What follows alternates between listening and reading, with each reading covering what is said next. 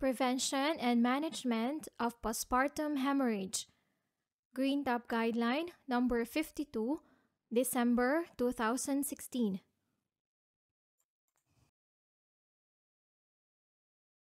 Primary postpartum hemorrhage is the most common form of major obstetric hemorrhage. Definition of primary postpartum hemorrhage is the loss of 500 milliliters or more of blood from the genital tract within 24 hours of the birth of a baby.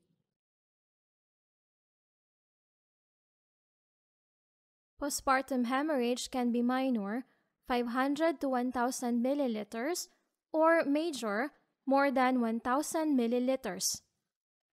Major can be further subdivided into moderate, 1,001 to 2,000 milliliters, and severe, more than 2,000 milliliters.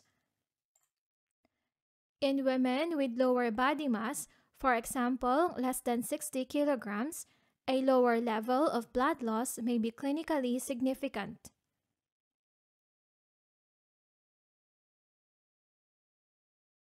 Secondary postpartum hemorrhage is defined as abnormal or excessive bleeding from the birth canal between 24 hours and 12 weeks postnatally.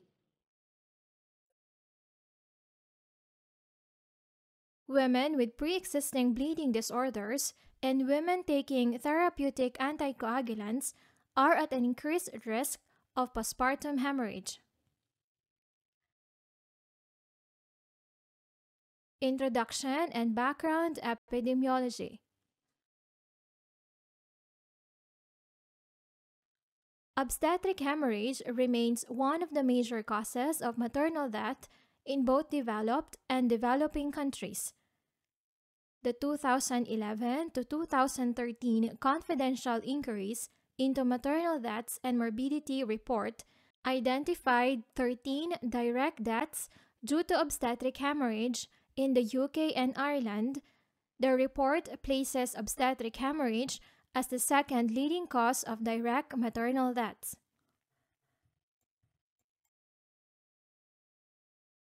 Prediction and Prevention of Postpartum Hemorrhage.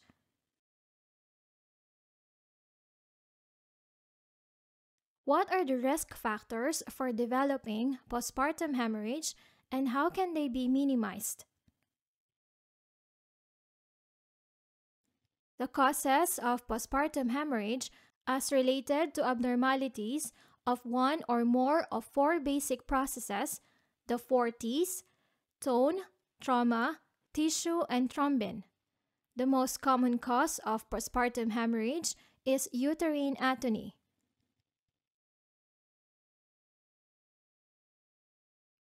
Risk factors and the associated levels of risk for postpartum hemorrhage. Tone: multiple pregnancy, previous postpartum hemorrhage, fetal macrosomia, failure to progress in second stage, prolonged third stage of labor, and general anesthesia. Thrombin: preeclampsia. Tissue: retained placenta and placenta accreta. Trauma, episiotomy, and perineal laceration.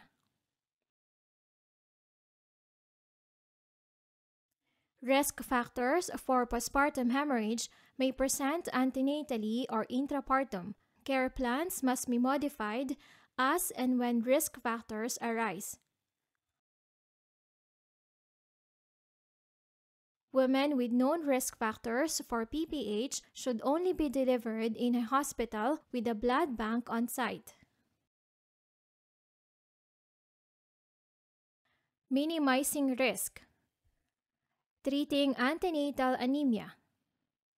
Antenatal anemia should be investigated and treated appropriately as this may reduce the morbidity associated with postpartum hemorrhage. Hemoglobin levels outside the normal UK range for pregnancy 110 grams per liter at first contact and 105 grams per liter at 28 weeks should be investigated and iron supplementation considered if indicated.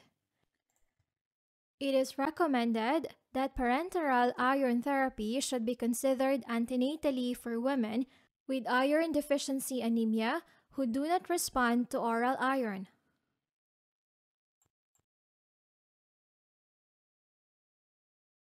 Reducing blood loss at delivery. Uterine massage is of no benefit in the prophylaxis of postpartum hemorrhage.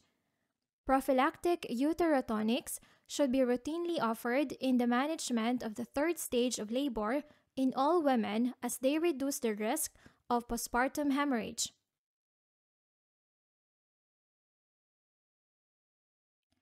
For women without risk factors for PPH delivering vaginally, oxytocin 10 international units by intramuscular injection is the agent of choice for prophylaxis in the third stage of labor. A higher dose of oxytocin is unlikely to be beneficial.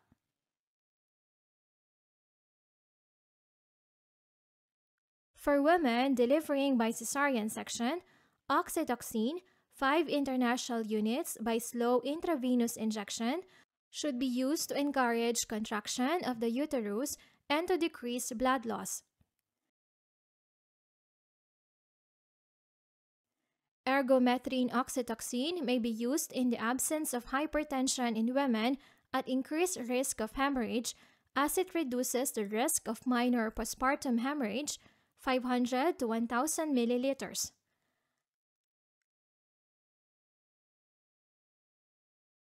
For women at increased risk of hemorrhage, it is possible that a combination of preventative measures might be superior to syntocinon alone to prevent postpartum hemorrhage. Clinicians should consider the use of intravenous tranexamic acid 0.5 to 1.0 grams in addition to oxytocin at cesarean section to reduce blood loss in women at increased risk of postpartum hemorrhage. Management of postpartum hemorrhage.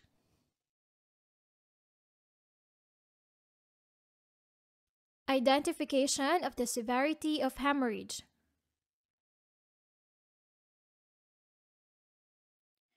Clinicians should be aware that the physiological increase in circulating blood volume during pregnancy means that the signs of hypovolemic shock become less sensitive in pregnancy. In pregnancy, pulse and blood pressure are usually maintained in the normal range until blood loss exceeds 1,000 milliliters. Tachycardia, tachypnea, and a slight recordable fall in systolic blood pressure occur with blood loss of 1,000 to 1,500 milliliters.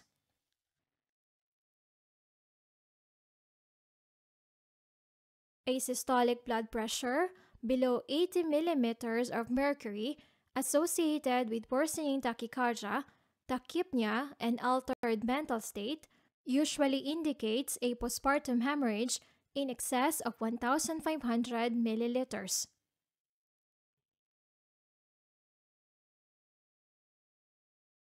Clinicians should be aware that the visual estimation of peripartum blood loss is inaccurate and that clinical signs and symptoms should be included in the assessment of postpartum hemorrhage.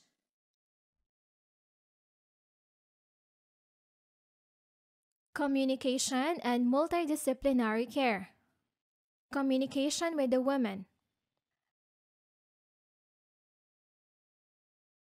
Communication with the patient and her birthing partner is important, and clear information of what is happening should be given from the outset. Postpartum hemorrhage often occurs unexpectedly and can be very stressful for the woman and her partner or birth attendants. It is crucial that where feasible, they are kept informed and reassured, if appropriate, of the clinical development and proposed management.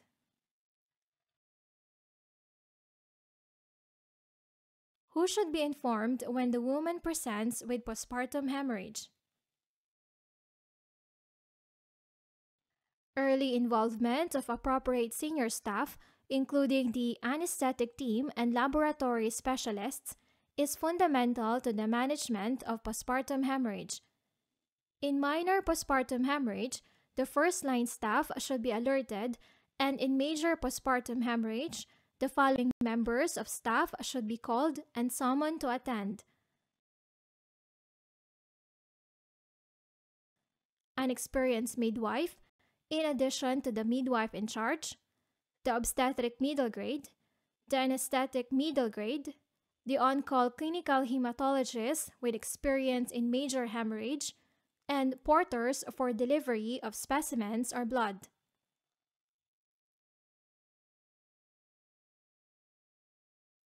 The midwife in charge and the first-line obstetric and anesthetic staff should be alerted when women present with minor postpartum hemorrhage or a blood loss of 500 to 1,000 milliliters without clinical shock. Furthermore, the consultant obstetrician and consultant anesthetist should be alerted, and the blood transfusion laboratory should be informed. One member of the team should be assigned the task of recording events, fluids, drugs, blood and components transfused, and vital signs. A multidisciplinary team involving senior members of staff should be summoned to attend to women with major postpartum hemorrhage or a blood loss of more than 1,000 milliliters and ongoing bleeding or clinical shock. Clinicians and blood transfusion staff should liaise at a local level to agree a standard form of words such as "we need compatible blood now" or group-specific blood to be used in cases of major obstetric hemorrhage, and a time scale in which to deliver various blood components. The use of the term controlled major obstetric hemorrhage or ongoing major obstetric hemorrhage may be used to define the urgency to the team. Senior obstetric staff must be receptive to concerns expressed by less experienced or junior medical practitioners and by midwives. The Royal College of Obstetricians and Gynecologists recommends that the consultant obstetrician should attend in person when there is a PPH of more than 1,500 milliliters where the hemorrhage is continuing. Resuscitation. Measures for minor postpartum hemorrhage. Measures for minor postpartum hemorrhage or a blood loss of 500 to 1,000 milliliters without clinical shock. Intravenous access, 1 14-gauge cannula, urgent venipuncture, 20 milliliters, 4 group and screen, full blood count, and coagulation screen including fibrinogen.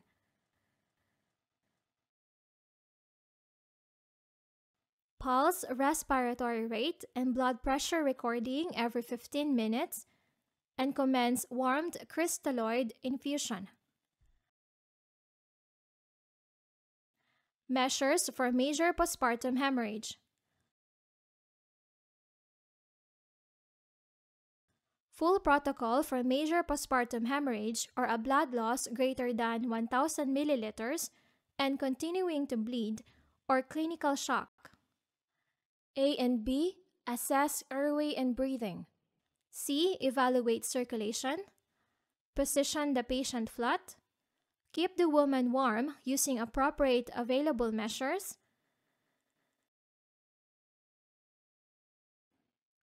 Transfuse blood as soon as possible if clinically required. Until blood is available, infuse up to 3.5 liters of warmed clear fluids, initially 2 liters of warmed isotonic crystalloid. Further fluid resuscitation can continue with additional isotonic crystalloid or colloid, such as succinylated gelatin. Hydroxyethyl starch should not be used. The best equipment available should be used to achieve rapid warmed infusion of fluids. Special blood filters should not be used as they slow infusions.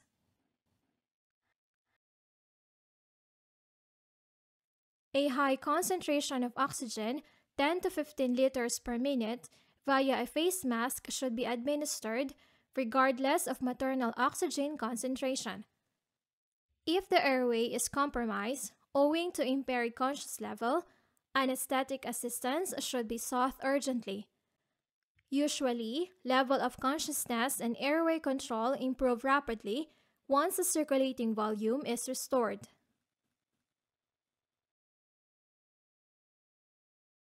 Establish two 14-gauge intravenous lines.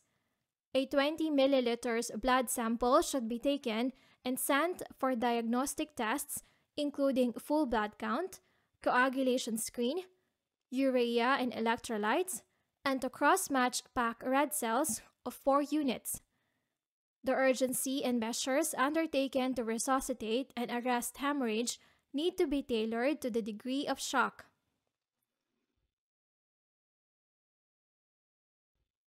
The cornerstones of resuscitation during PPH are restoration of both blood volume and oxygen carrying capacity. Volume replacement must be undertaken on the basis that blood loss is often underestimated.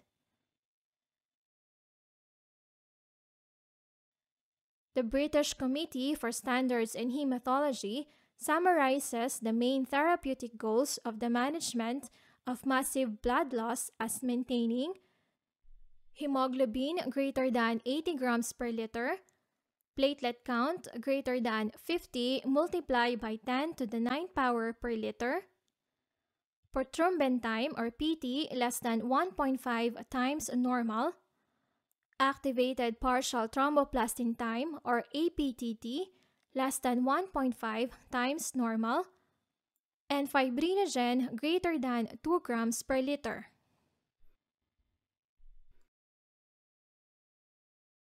Fluid replacement.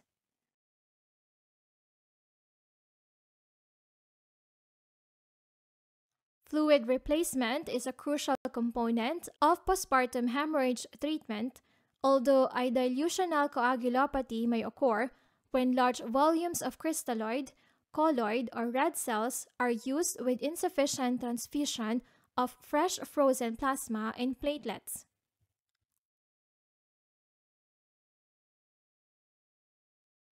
Fluid therapy and blood product transfusion. Crystalloid. Up to 2 liters isotonic crystalloid. Colloid. Up to 1.5 liters of colloid until blood arrives. Blood. If immediate transfusion is indicated, give emergency Group O, Rhesus T or RHD negative, K negative red cell units. Switch to group specific red cells as soon as feasible.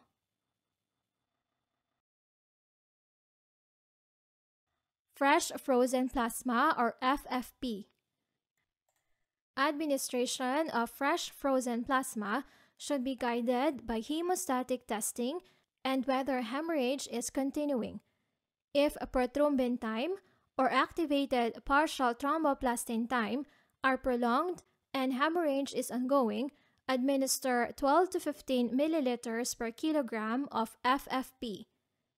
If hemorrhage continues after 4 units of red blood cells and hemostatic tests are unavailable, administer 4 units of fresh frozen plasma.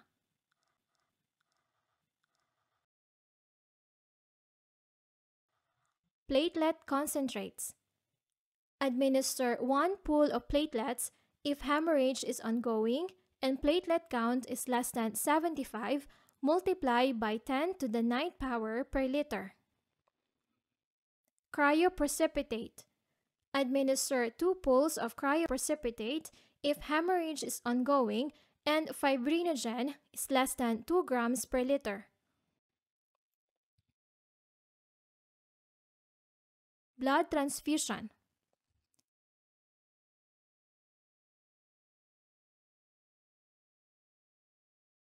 There are no firm criteria for initiating red cell transfusion. The decision to provide a blood transfusion should be based on both clinical and hematological assessment.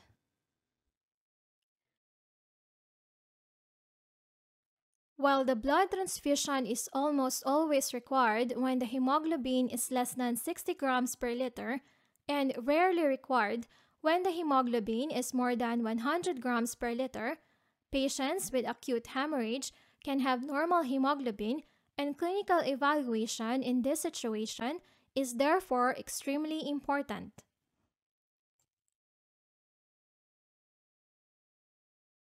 Selection of red cell units for transfusion. Major obstetric hemorrhage protocols must include the provision of emergency blood with immediate issue of Group O, Rhesus D, or RHD negative and K negative units with a switch to group-specific blood as soon as feasible. Pregnant women and women of childbearing age who are RHD negative must only receive RHD negative blood to avoid the risk of de-alloimmunization. Previous blood transfusion is an important cause of alloimmunization with antibodies other than anti-D, in particular anti-K, causing severe hemolytic disease of the fetus and newborn. Accordingly, unless a woman is known to be K positive, only K negative blood should be used for transfusion in women of childbearing age.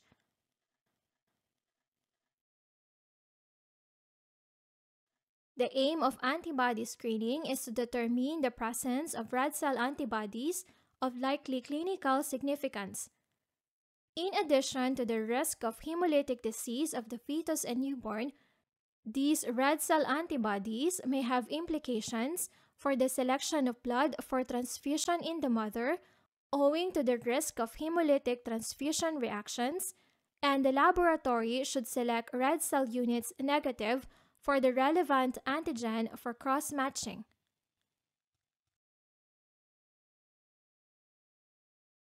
If clinically significant red cell antibodies are present, close liaison with the transfusion laboratory is essential to avoid delay in transfusion in life-threatening hemorrhage. All delivery units, especially small units without a blood bank on site, should maintain a supply of Group O RHD negative blood, as this might offer the only means of restoring oxygen carrying capacity within an acceptable timescale. The minimum number of units of Group O RHD negative, K negative blood to be maintained on site should be agreed within local protocols and should reflect the likely period of delay in the arrival of further supplies should an emergency arise. Small delivery units, remote from the nearest blood bank, will require a larger minimum supply than those a short distance from a blood bank. Cross-matching versus electronic issue of blood.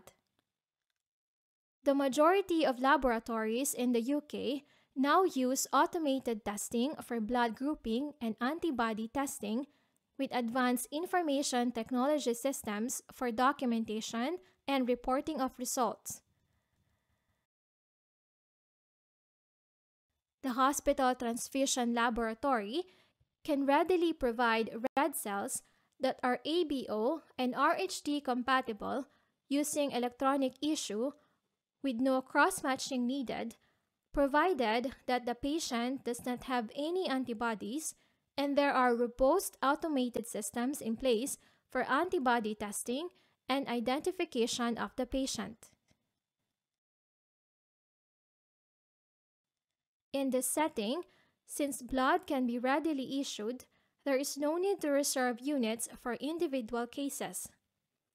Where electronic issue is not available, a locally agreed maximum surgical blood ordering schedule should be used to decide how many red cell units should be reserved and available for particular cases, based on the obstetric diagnosis.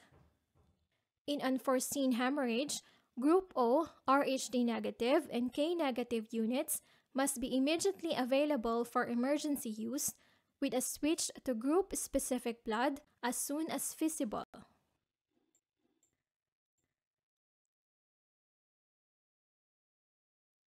Cytomegalovirus or CMV status. In elective transfusion in the antenatal period, CMV, seronegative products, should be used to avoid transmission of CMV to the fetus, although the UK policy of universal leukocyte depletion substantially reduces the risk of CMV transmission.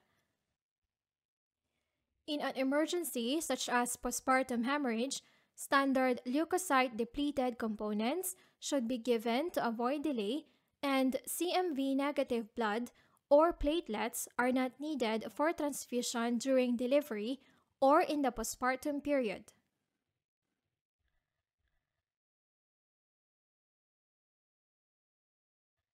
Intraoperative cell salvage. Intraoperative cell salvage should be considered for emergency use in postpartum hemorrhage associated with cesarean section and with vaginal delivery.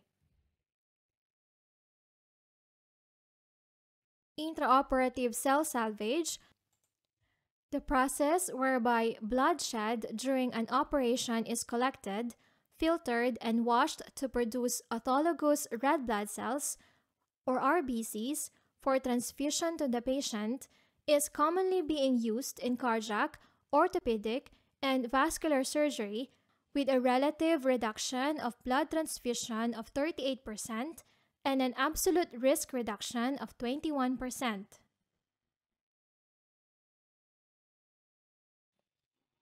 Cell salvage does not appear to impact adversely on clinical outcomes.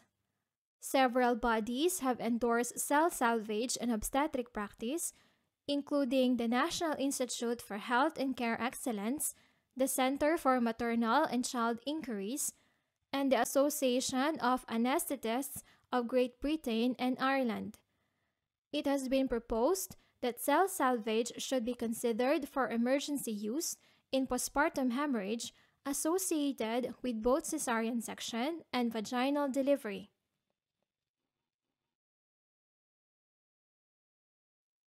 Blood components.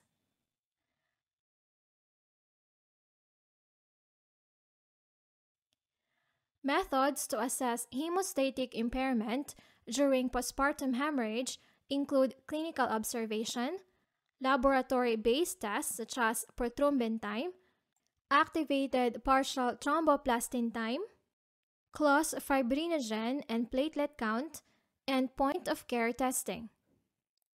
Coagulopathies may evolve rapidly, and repeated testing, such as every 30 minutes, during continued bleeding and observation of trends, are more useful than single measurements.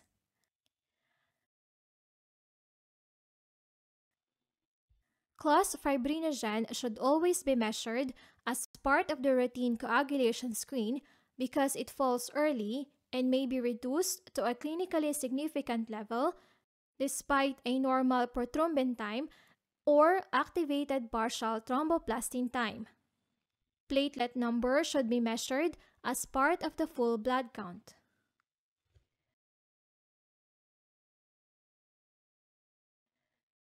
Transfusion of fresh frozen plasma.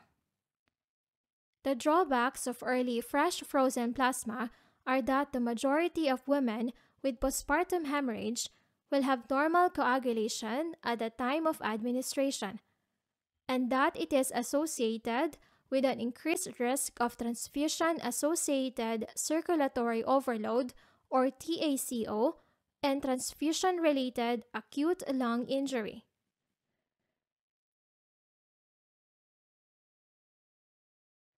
If no hemostatic tests are available, early FFP should be considered for conditions with a suspected coagulopathy, such as placental abruption or amniotic fluid embolism, or where detection of postpartum hemorrhage has been delayed.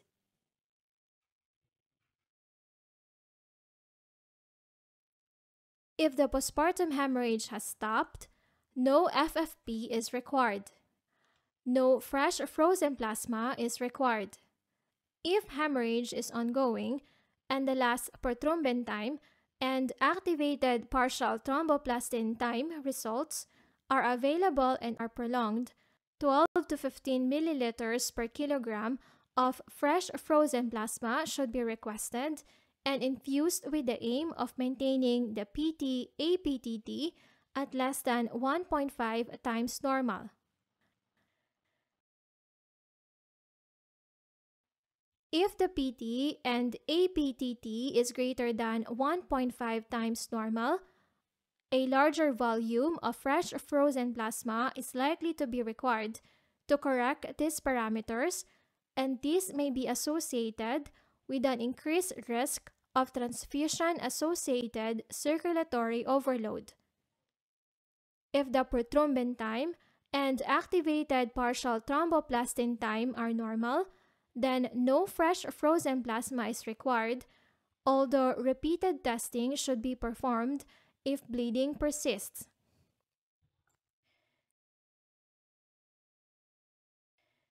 If the results of hemostatic tests are not available and hemorrhage is continuing, then after 4 units of RBCs have been transfused, FFP should be infused at a dose of 12 to 15 milliliters per kilogram and 6 to 4 RBC to fresh frozen plasma transfusion maintained until tests of hemostasis are available.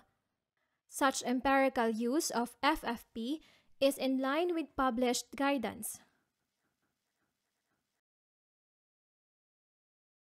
Fresh frozen plasma transfusion earlier than this could be considered for placental abruption or amniotic fluid embolism because these situations are associated with early coagulopathy or if diagnosis of postpartum hemorrhage has been delayed. Fibrinogen.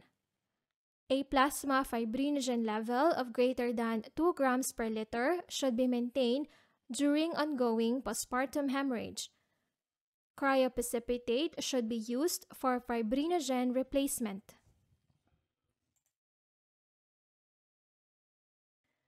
It is expected that 2 pulls of cryoprecipitate would increase the fibrinogen level by about 1 grams per liter. Increasing the fibrinogen level by 1 grams per liter requires about 60 milligrams per kilogram fibrinogen concentrate.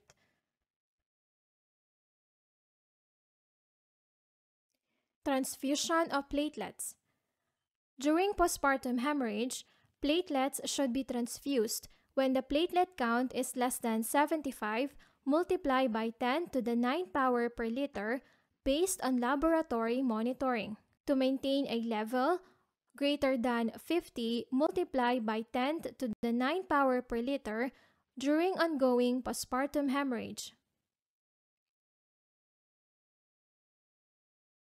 It is expected that 2 pulls of cryoprecipitate would increase the fibrinogen level by about 1 gram per liter. Increasing the fibrinogen level by 1 gram per liter requires about 60 milligrams per kilograms fibrinogen concentrate. Is there a role for recombinant factor 6A therapy?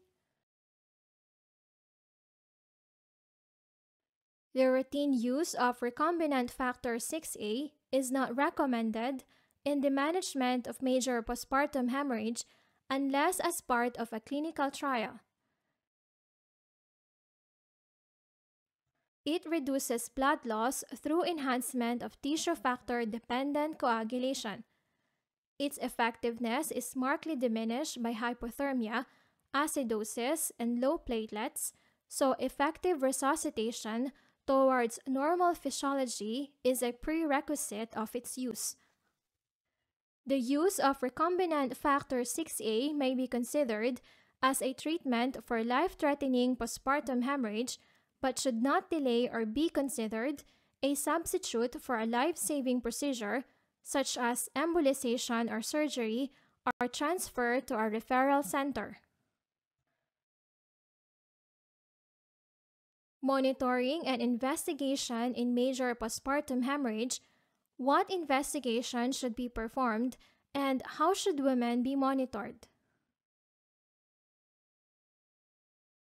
Full protocol for monitoring and investigation in major postpartum hemorrhage are a blood loss greater than 1,000 milliliters and ongoing hemorrhage or clinical shock. Immediate venipuncture 20 milliliters for cross-match 4 units minimum, full blood count, coagulation screen, including fibrinogen, renal and liver function for baseline. Monitor temperature every 15 minutes, continuous pulse, blood pressure recording and respiratory rate using oximeter, electrocardiogram, and automated blood pressure recording. Foley catheter to monitor urine output. 2 peripheral cannula, 14 gauge. Consider arterial line monitoring. Want appropriately experienced staff available for insertion. Consider transfer to intensive therapy unit once the bleeding is controlled or monitoring at high dependency unit on delivery suite if appropriate. Recording of parameters on a modified early obstetric warning score or MEOWS chart. Acting and escalating promptly when abnormal scores from a modified early obstetric warning score chart are observed, and documentation of fluid balance, blood products, and procedures.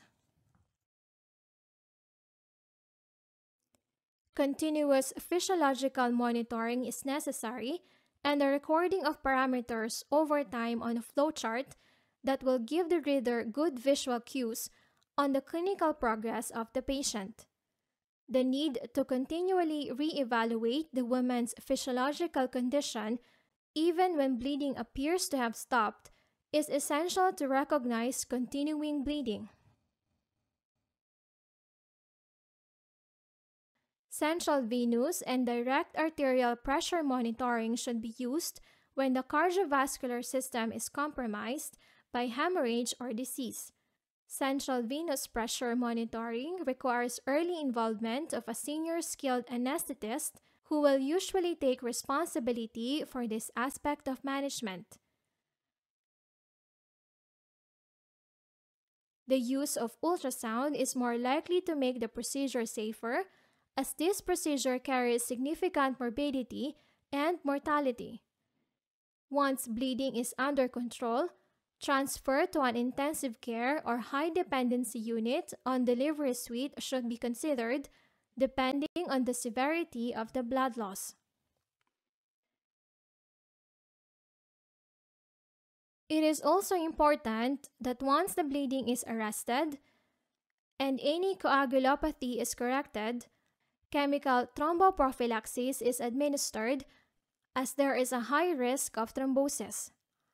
Alternatively, anti-embolism stockings, foot impulse devices, or intermittent pneumatic compression devices can be used if chemical thromboprophylaxis is contraindicated, for example, in cases of thrombocytopenia.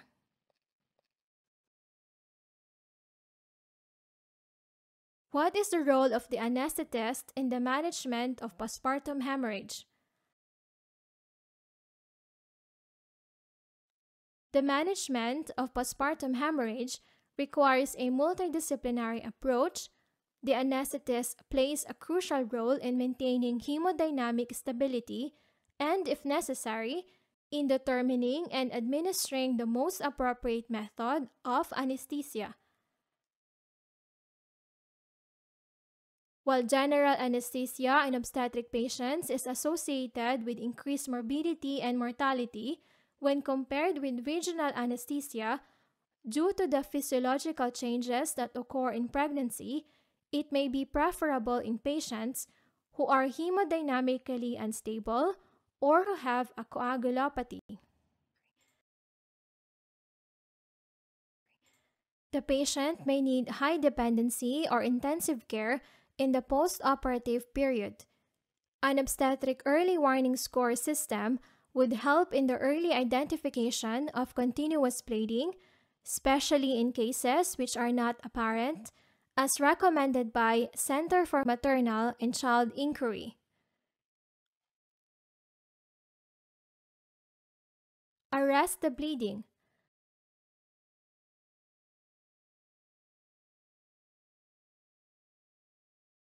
What methods should be employed to arrest the bleeding? Clinicians should be prepared to use a combination of pharmacological, mechanical, and surgical methods to arrest postpartum hemorrhage. These methods should be directed towards the causative factor.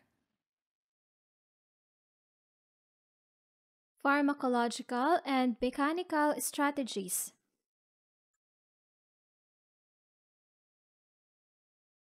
When uterine atony is perceived to be a cause of the bleeding, then a sequence of mechanical and pharmacological measures should be instituted in turn until the bleeding stops. The most common cause of primary postpartum hemorrhage is uterine atony. The initial management of PPH should therefore involve measures to stimulate myometrial contractions. The following mechanical and pharmacological measures should be instituted or administered in turn.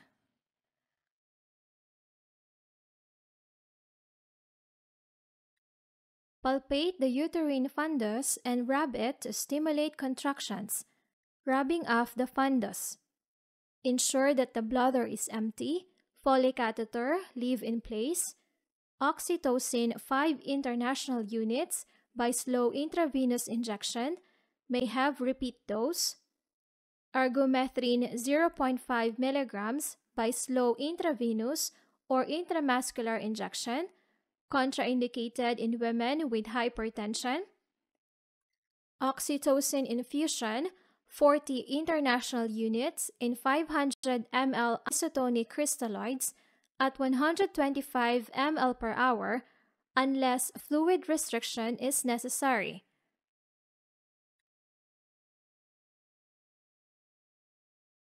Carboprost 0.25 mg by intramuscular injection repeated at intervals of not less than 15 minutes to a maximum of 8 doses, used with caution in women with asthma, and misoprostol 800 micrograms sublingually. Surgical treatments.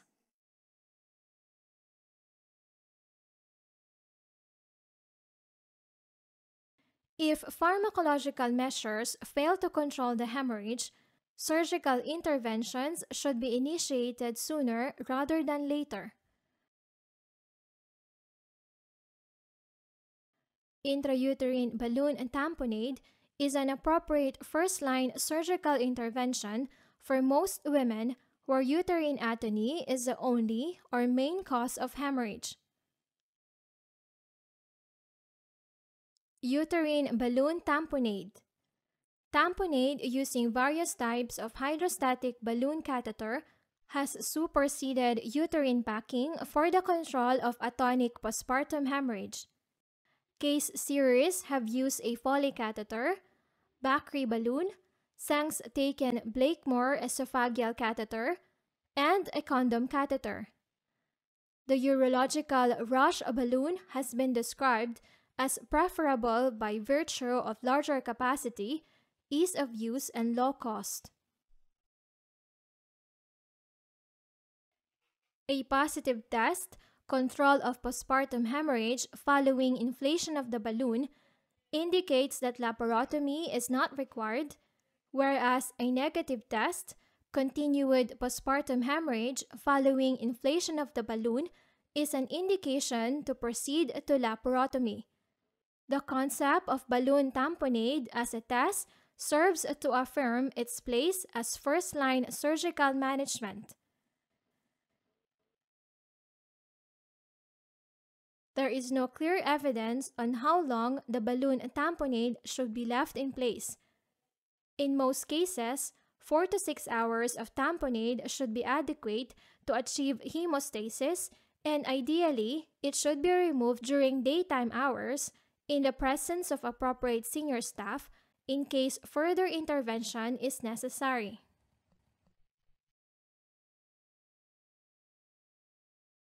Conservative surgical interventions may be attempted as second line depending on clinical circumstances and available expertise. Hemostatic suturing. The best-known version, described by B. Lynch in 1997, requires hysterectomy for its insertion and is particularly suitable when the uterus has already been opened for a cesarean section. In 2002, Heyman et al. Described a modified compression suture which does not require hysterectomy, and success in 10 out of 11 women managed with the suture has been reported.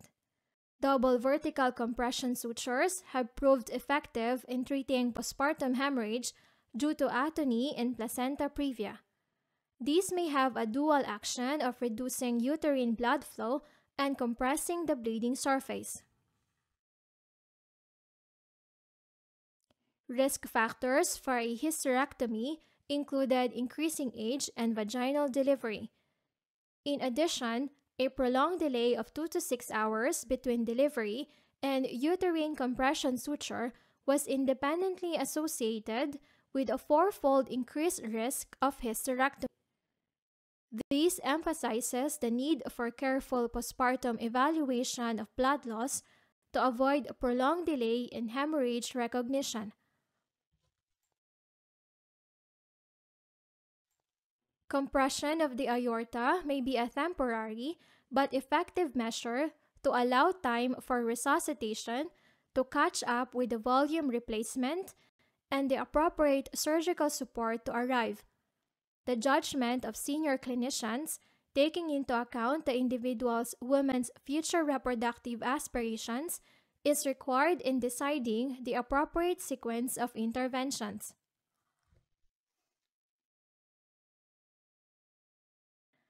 Stepwise uterine devascularization and internal iliac artery ligation.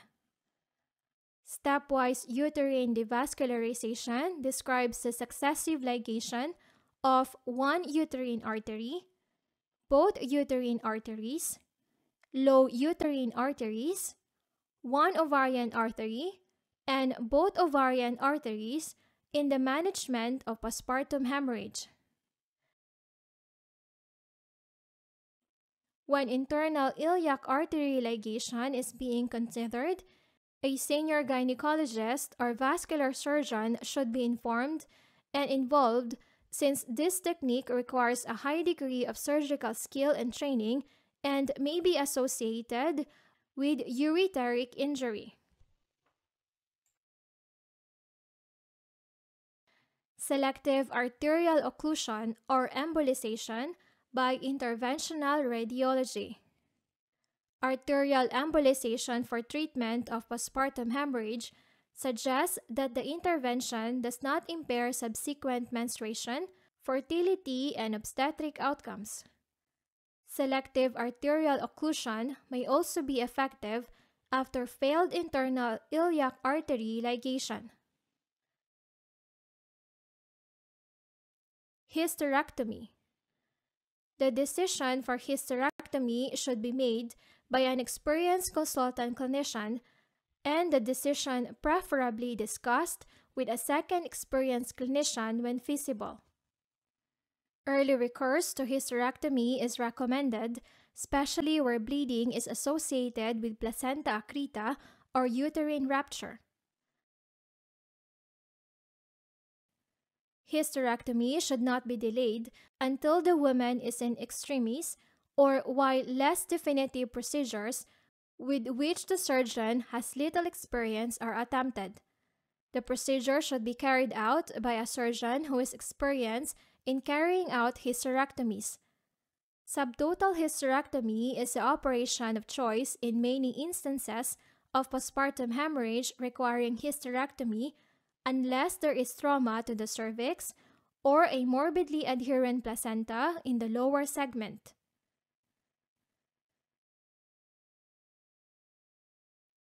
Intensive and high dependency units and postpartum hemorrhage care.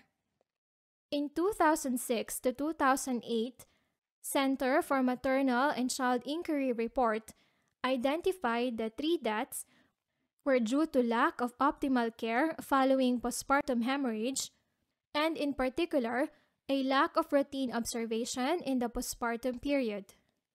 Sequential reports have recommended the use of MEOWS charts to alert caregivers to abnormal trends in hemodynamic measurements.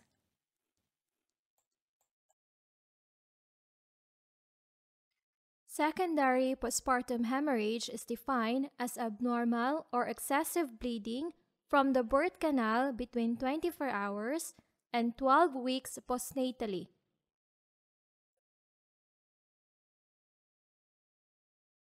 How should secondary postpartum hemorrhage be managed? The causes of secondary postpartum hemorrhage are numerous and include endometritis, retained products of conception, and subinvolution of the placental implantation site. The management of women presenting with secondary PPH should include an assessment of their hemodynamic status, an assessment of the blood loss, and an evaluation of the woman's concerns. In women presenting with secondary PPH, an assessment of vaginal microbiology should be performed, high vaginal and endocervical swabs, and appropriate use of antimicrobial therapy should be initiated when endometritis is suspected.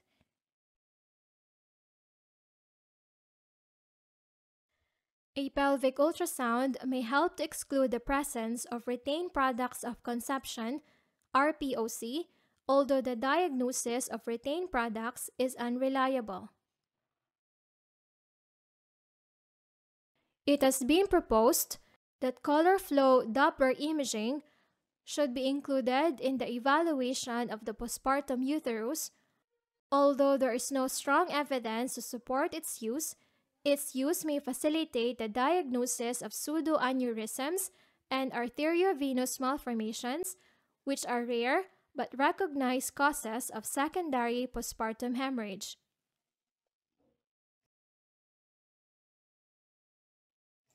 Surgical evacuation of the uterus for retained products of conception is not without morbidity and can result in uterine perforation, equivalent to 1.5%, and Asherman's syndrome. It is therefore recommended that surgical evacuation of retained placental tissue should be undertaken or supervised by an experienced clinician. An appropriately trained clinician may consider performing uterine evacuation under direct ultrasound guidance.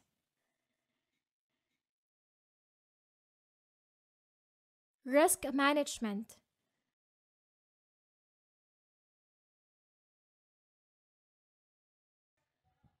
To ensure optimal management of postpartum hemorrhage, every unit should have a multidisciplinary protocol with which staff should be familiar. Updates on the management of obstetric emergencies, including the management of postpartum hemorrhage, are a proactive approach to risk management.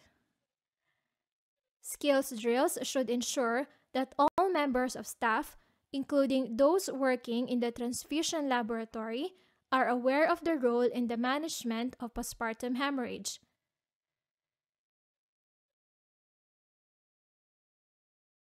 A systematic review of the effectiveness of multidisciplinary simulation training in obstetric emergencies, including postpartum hemorrhage, showed that teamwork training in a simulation setting resulted in improvement of knowledge, practical skills, communication, and team performance.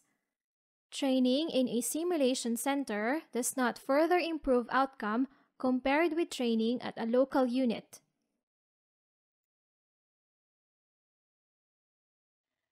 The Royal College of Obstetricians and Gynecologists recommends that all cases of PPH with an estimated blood loss of more than 1,500 milliliters should be the subject of a formal clinical incident review.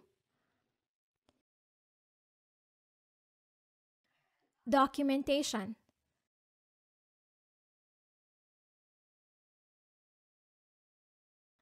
Accurate documentation is important for further clinical management, continuity of care, and teamwork. In addition, inadequate documentation can contribute to the likelihood of there being medico-legal consequences. The team member recording events on the structured proforma, the scribe, is crucial in the management of postpartum hemorrhage.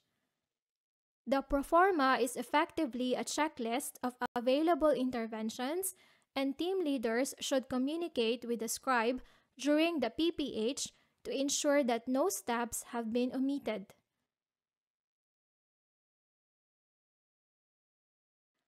Postpartum hemorrhage should be notified through a clinical incident reporting or risk management system.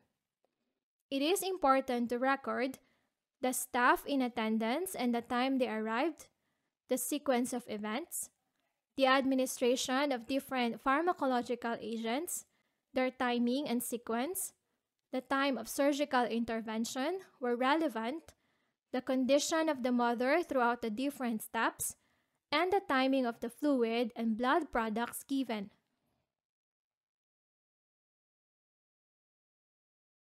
Debriefing.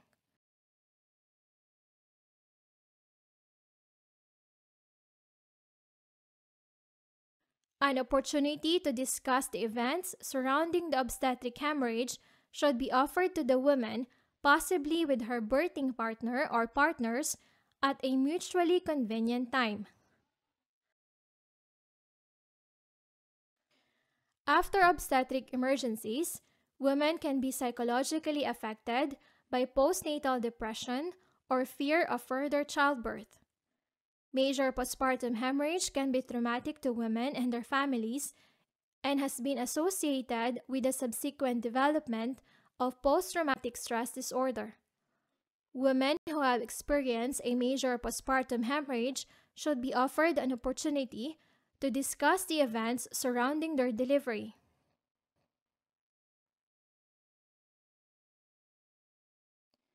A discussion of future pregnancy, including the likelihood of a repeat postpartum hemorrhage and any fears regarding pregnancy and childbirth that the woman may have, should be addressed.